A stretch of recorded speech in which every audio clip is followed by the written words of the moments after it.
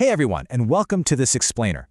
If you're a developer tasked with integrating social platforms, you already know that setting up credentials can sometimes feel like, well, navigating a total maze. Today, we're clearing that up. We're going through a secure setup guide for connecting LinkedIn to GetGrowth Nexus.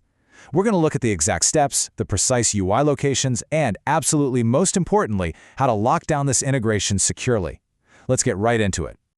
Okay, let's dive into this. Our agenda today covers four main areas: the integration requirements, the LinkedIn developer app setup, adding credentials to GetGrowth, and finally, security and best practices.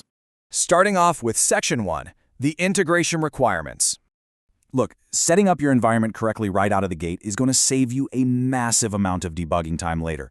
So the key takeaway here is that to successfully connect LinkedIn with GetGrowth via OAuth 2.0, you really only need two specific prerequisites: your LinkedIn client ID and your client secret.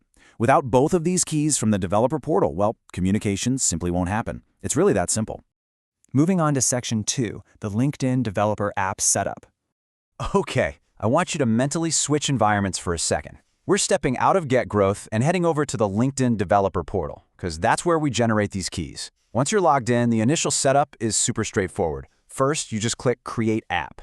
Then you're going to need your app name, a link to your LinkedIn page, your company's privacy policy URL, which honestly might actually be the hardest part of this entire step to track down, and your app logo. Once you've got all those filled in, just select your LinkedIn organization and hit that Create App button.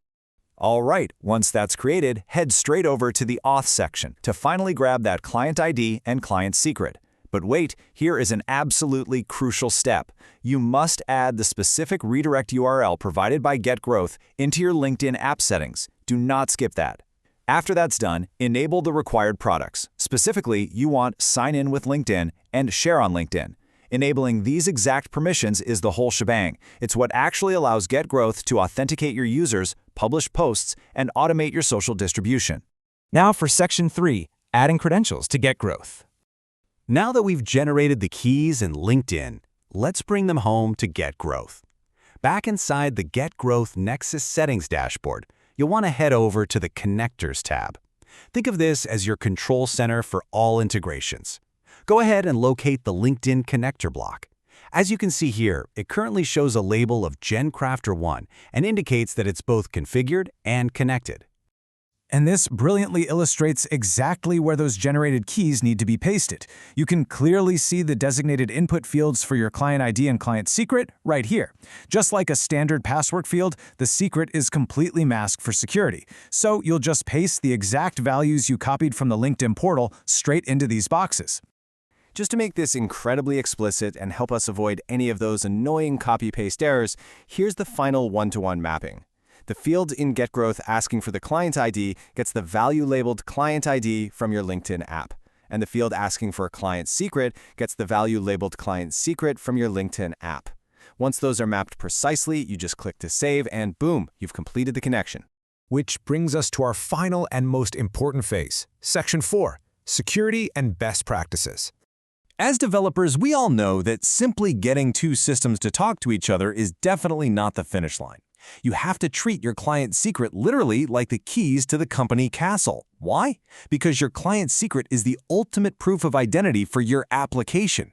If this random string of characters gets exposed in a public code repo or intercepted during transmission, malicious actors can just impersonate your app. They can access your data and even post on behalf of your entire organization.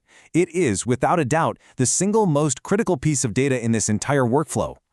To prevent a nightmare scenario like that, the integration guide outlines several non-negotiable security best practices. First up, always use a company LinkedIn account to create the app, not a personal one.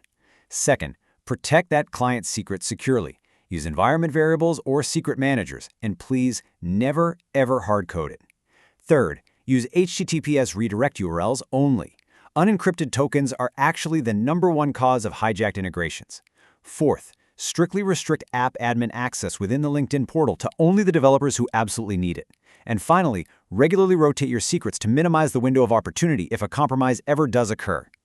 So, we've covered the exact steps, the UI locations, and the essential security protocols needed to build this integration the right way. But I want to leave you with a final thought to reflect on regarding your broader security hygiene.